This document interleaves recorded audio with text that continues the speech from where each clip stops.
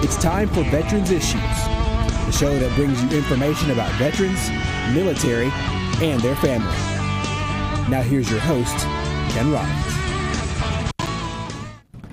Welcome to Veterans Issues. Ken Rollins here, and we are brought to you by the Red, White, and Blue. And speaking of that, we got the guy here that's responsible for the Red, White, and Blue tag.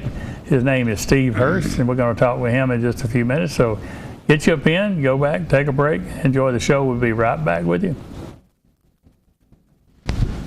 Welcome back to Veterans Issues. Today we're talking with Steve Hurst. He's the Alabama State Representative for District 35, Talladega, Calhoun, and I believe Clay County, maybe others, but we'll get into that as we get to talking. Steve wanted to bring you up to speed with him. He's been on the show before, but we're going to talk about Steve today and some of the things he's working on that benefit you and me and all of us that are his constituents. So welcome to the show, Steve. Thank you for having me back. Steve Hurst, the man with a big gun.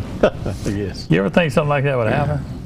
No, I really didn't. When I bought the gun, I bought it for, it was a barbecue grill. Yeah. And I bought it for my business there in Talladega for, to attract attention. Then I started taking it and putting it in parades, Christmas parades and Mardi Gras parades and things of this nature. And each time I just put my sign on it, just where people know it belonged to me. And then the next thing I know, I get a call one day and want to know what's going on. Yeah. So, London, England, what we're talking about, folks, is Steve has a big old pistol. How long is that thing? About 15 feet? Like that? Probably about 8 or 10 feet, probably 10 feet from end to end. Wow. And it's a barbecue grill, but it looks like a real pistol, and it's a big gun, they call it. It's been featured on several station televisions, have been featured in newspaper articles and across. He went to YouTube, it went crazy and went nationwide, worldwide, and you never would have thought that, would you? It's real unique. You put your wood in the bottom where the handle is, and where the cylinder is, where the ammunition goes, you open that up, put charcoal, you got a grate, you can put your meat there, close it back up, and the smoke comes up and goes across the meat and out the barrel. So it's really neat. Had somebody made it, you bought it from them? No, actually there's a gentleman in Talladega that makes odd different things, and he brings them around and tries to sell them, or try to sell them, and we've helped him sell a few. Yeah. But when he brought that one, I said, I want that one. I don't blame you. I hope everybody gets a chance to see it now. Steve, before you went to the legislature, how long you been in there? 8 years, 10 years? No, 16 years. 16 years. Whoa. Time flies. But you were... 4 terms, yeah.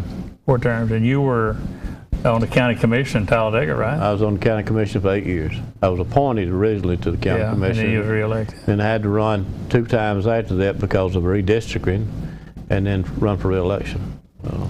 So you've been serving the people a long time, and that's correct. That if I got elected, let's say I ran against you and I was elected to replace you, looking at your experience there, how long did it take you at learning curve to really get to know what a state representative is supposed to do? Well, I know it's a curve through you, but that's okay. Well, serving on the county commission helped me, because I found out right quick when I got on the county commission, you can't do everything that you think you can do. Your hands are tied. I also found out that you can't help everybody. So a good friend of mine, Congressman Bill Nichols, he was alive at the time, he said, Steve, let me give you a good piece of advice. For every decision you make, you're going to make somebody happy and somebody mad. He said, and it's going to bother you when you think people are upset. He said, so the best thing to do is just think about it and think if that's the best, you made the best decision you could. And he said, and don't worry about it, just do what you think's right and go on. So that helped me. Then when I went to the legislature, I began to watch other people, who was effective, who were just noisemakers, who could get things done. And a good friend of mine's not there now. I moved into his office when he left, named Joe Carruthers. Joe hardly went to the microphone unless he had a bill. But if he ever went to the microphone and somebody else had a bill and you heard that distinct voice says, ladies and gentlemen of the House, everybody stopped and they listened to Joe, because they knew he had found a problem or was coming with something that was going to help the bill make it much better. Now you've got some people that go to the microphone so much that people tune them out. I know, I see them. But I began to watch people like him and other people, and right off the bat, I found out that I needed to have networking relationships with not just them, but the people in the offices. You know, it's kind of like an office. You go to see somebody, the lady at the front is the one that can get you in or kick you out. So I started building relationships and trying to ask questions and listen, because you cannot go down there and just know it all at one time. It's a learning curve, as you said. After a while, you realize I shouldn't have done it that way. This is the way I really need to do it. And you know, some people think that the only objective is to pass legislation. I found out this: if you've got an issue that you want me to help you with, there may be a bill coming through that I can add an amendment to that bill that's covering something of your nature, and then will give you the relief that you want. So you know, it doesn't matter to me about the credit part of it. If I can help you, all I want to do is help you. That's why God put me on this earth, and that's what I'm going to do. Yeah, that's what I was going to say. I know I'm going to play like I don't know these things, but I do know that to be a fact, that when you do an amendment, you do an amendment to someone else's bill, and their name will be on the legislation, and nobody would ever give you credit for that bill because yours got buried in it. But if you achieve that result by tagging on to somebody else's, why not? And that's where people will not do. They'll not give. Now, this last session, you didn't vote for the budget. I saw that in the paper. Can you tell why you didn't vote for the budget? Well, one of the biggest reasons I didn't, because I felt like that the budget that the governor sent over was credible. Okay, he had his people to look at it, and I felt like it was credible, and the way he proposed it I thought was good, because it would do several things. And it would help the teachers, you know, it would help with their retirement, their health benefits and whatever. And I looked at that budget, and I talked to some of the governor's staff. The governor and I, we're good friends. I served 2 terms with him in the legislature. And I said, well, that's credible. And I saw them need to change it. And then when the bill came back was changed, there was monies that was shifted around, and the monies was not there to protect the school system and the education the way the governor has proposed it. So I thought that's not good. And I talked to the governor about it, and I said, I'm going to support you with it all the way down the line. And he said, well, I may want to come with some amendments later on. I said, Governor, you my friend, you come with it, and I'm going to help you with it. Talk to me ahead of time, and I'll try to maneuver on the floor and try to negotiate with some people to see if we can get it passed. But so you voted for the budget, but you didn't vote for the budget as it came back after being chewed up? No. Well, as a matter of fact, I didn't vote for it when they first sent it over to him, because the budget they sent us, I mean, he sent to us, we never got to see it. It went into committees in the House and the Senate, and by the time it got to us on the House floor, when it came back, it was completely changed from what he had originally sent over. So I voted against the budget because I felt like it was credible, and it wasn't the necessary things in there for the educators. People don't realize how legislation works. They think that just because you got a phone call, you don't get that done. I thought I turned it off. You did too, but that's probably my wife called me to tell me what I need to do. She probably called and tell you to turn your phone off. Well, probably so. We got to go to a break anyhow. That's a good thing you can answer the phone, but we're gonna talk more about that. I wanted to get that cleared up about why you didn't support the budget, and I think you covered that. So we're gonna go to a break, come back, and we're gonna talk more with Steve Hurst. So stay right there. Welcome back. We're talking with Steve Hurst, the Alabama State Representative for District 35, and we were talking about why he didn't support the budget. He explained that, and things get chewed up. Steve, when one of the bills, I don't know if you've sponsored this or whatever, but the Castle bill, everybody knows what the Castle is their home. Tell me about that.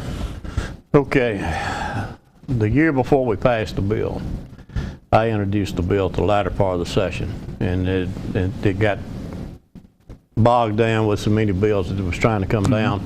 We just did not have time to address it to pass it. So the next year I pre-filed it, but one of my good buddies, he's gone on now, he passed away. He went down and introduced that bill, number 1. So when I caught him on the House floor, I told him what I thought. He says, well, we'll work together on passing the bill. And I said, that's fine. There it goes back to what I was talking about a while ago. No matter who gets the credit. And I had the same identical bill because it was my bill, but he had put one in too, which was the same bill. So we went to work on it and debated it for some time on the floor.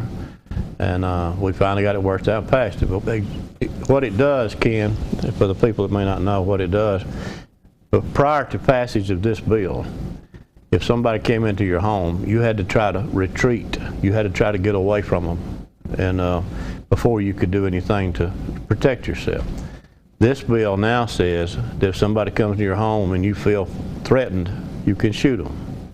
Nobody wants to shoot anybody, but if you're being threatened or your family's going to be hurt, you're going to do what you have to do.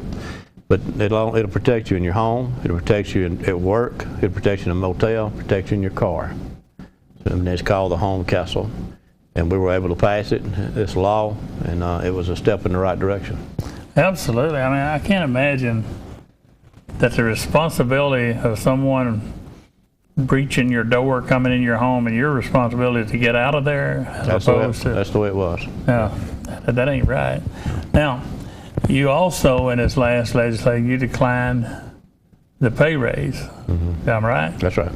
Why? Well, let me back up. Okay.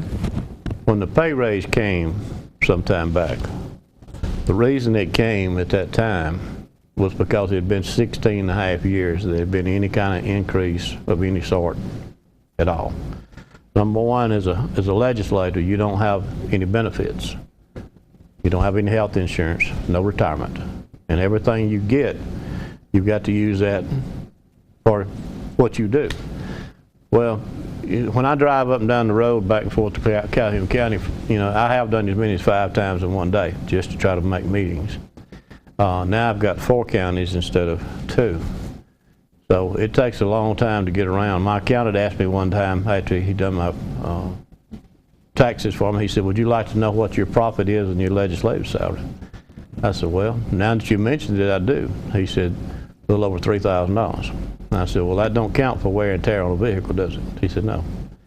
And people want to say it's a part-time job. It's not a part-time job. Tell me about it. When you got somewhere in the neighborhood of 40,000 people you got to answer to, somebody's calling you all the time, and you got to meet with somebody all the time. It's not just going to Montgomery.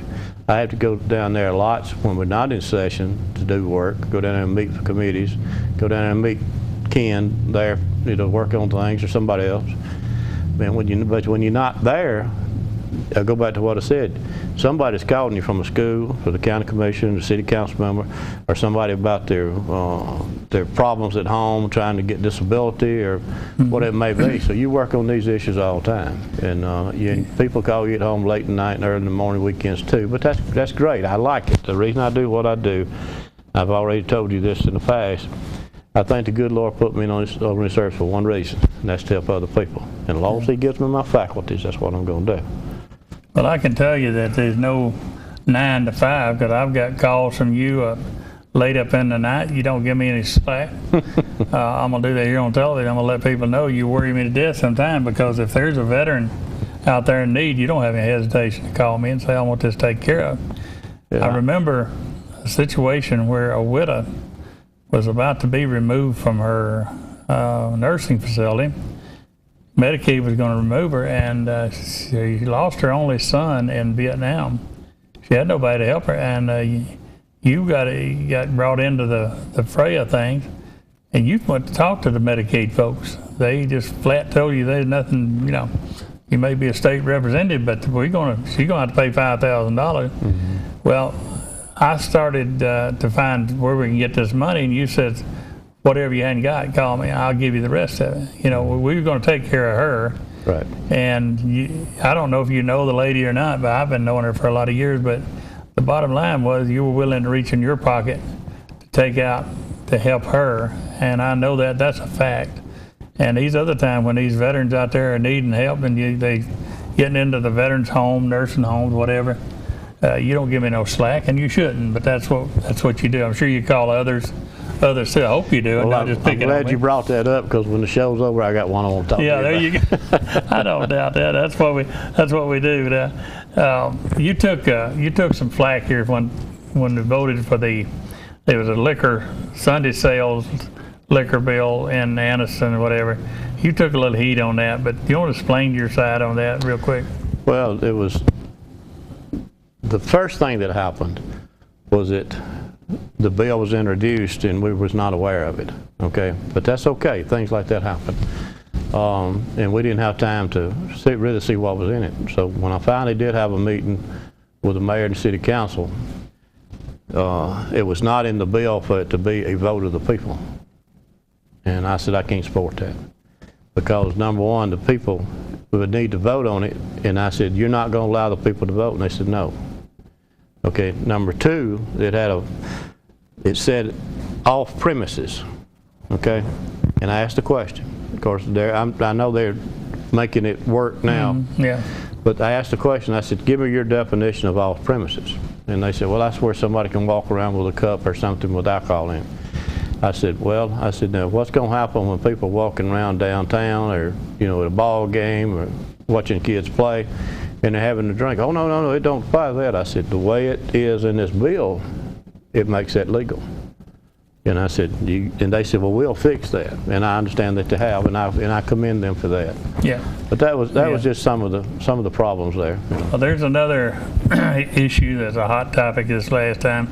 I believe it's HB 141. It's a spay-neuter bill. Mm-hmm. A lot of dog and cat lovers in the area, and we do have a problem. And so let me just ask you this point blank. If that thing comes back up again, how do you stand on that bill, support or not? Well, I'll take a lead in trying to help it, because this last time when it came up, I had to be out of the chambers when it came up, and I wasn't recorded. But I went back and put it on the record. And I said, put it on the record where to be in the journal that I intended to vote yes, but I wasn't in there. So you'll take the lead on it this time, then? I will, for a couple of reasons. One, because in Clay County that I took into my district, they need some help. It's a real rural area. Yeah. And you drive down the road, and I guess people from other counties sometimes bring animals over there and put them out, and it breaks your heart when you see one that's starving to death. The other thing is, the veterinarians that I've talked to told me we don't have a problem with this. Now, I'm sure there may be some somewhere, but the ones that we've talked to, and I talked to them before the bill came up. So I had intended to vote for it. My family was for it. They talked to me about it. The veterinarians, everybody I talked to was in favor of the bill. Well, hold it right there. We got to go to a break. We got back. Come on, got just a few more minutes. We're going to talk with Steve. And so watch this commercial. Be right back. Welcome back to Veterans Issues. We're talking with Steve Hurst, and it's state representative with District 35. Steve, what areas is that? Is that Calhoun, Talladega, Clay? Is that the three? And part of Coosa. Part of Coosa, kind of Sylacauga area there. Well, not in Sylacauga. I go into Goodwater, city limits of Goodwater from the Clay County side. Man. A lot of territory. It's a lot of territory, and there's a lot of space in between the houses. Well, Ken, one of the things that disappoints me now is the fact that every election, my wife and I, we try to knock on every door out there, and that's just part of what I believe in doing. Yeah. Well, with 4 counties now, it's a little difficult to be able to do that, and which one of the counties is very rural. Yeah. The houses are spread out a little bit more than they are, say, in Oxford. Yeah. So it takes a little more time, but I'm still going to get out there and beat the bushes like I always have, and that's what I'm doing. I couldn't imagine a cycle not having Steve or Linda up under my carport, and my little dog would bite you on the hand, won't he? That's right. Talking about that little dog when we were talking about that earlier. The spay-neuter stuff. Yeah, I've got a collie dog that we've had for years, and we had a child dog that was alive for 17 years. And you wouldn't have thought that, but he just got so old he just couldn't hardly get around.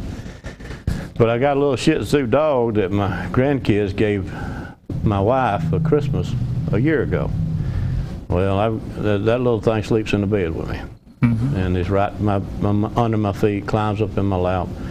And it's just a joy to have. I told Linda not long ago I was sitting at the computer and she wanted me to pick her up, and I did. She raised up on the shelf where the computer was at, and I said, make the picture, make the picture. I said, I want to keep this. Oh, did you? I saw that on Facebook. Okay. Yeah, I didn't know she put it on. Yeah, there. he's like more visible than you are sometimes. I see a picture of him just like we do of our dog. Yeah. And we was talking about the spay and neuter, and I knew that anybody would be for that would be Steve Hurst, because the thing that's happening, people don't understand it, is people can't afford to have this. Some of this economy, people got dogs, they love their dogs, but they can't afford to have them spay or neutered because of cost. Well, what this bill would do was go to the clinics where they could afford to do it and they wouldn't have an excuse, because the animal shelter out here, the Regional Humane Society out at the Cheehawen, they get a litter of puppies, 8 puppies, and a few months later, 8 more puppies from that same dog just dropped out to the dog puppy mill thing. Well, let me explain one thing about this voting. People, you have to have a good seatmate, okay, that works with you. And normally you know how he's going to vote on issues like they would know how I would vote. Yeah. So, and the reason you do this, and sometimes people don't understand that sometimes somebody else will vote for you. Okay? If you come to Montgomery and want to see me, and you send a note in, and I come outside to see you, and there's a chance, there's a bill that comes up that's got to be voted on, somebody's got to vote for me. Yeah, I know.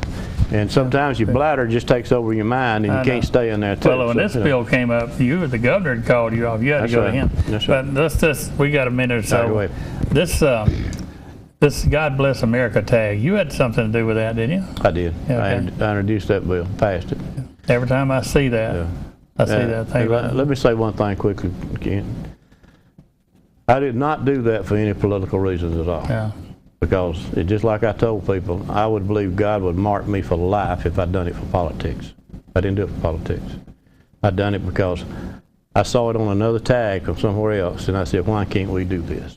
And it was a task to get it passed, but it did. If you'd have done it for politics, you'd have had signs. I did this. On all your literature, you don't ever mention that. No. It's about you did it for the right reason. I knew that. I brought it up because I want people to know when they see that God Bless America tag, think of Steve Hurst. That's it. Well, we run down here to 30 seconds, and I want all the folks June the 3rd to go out, and I guess you want to vote for you.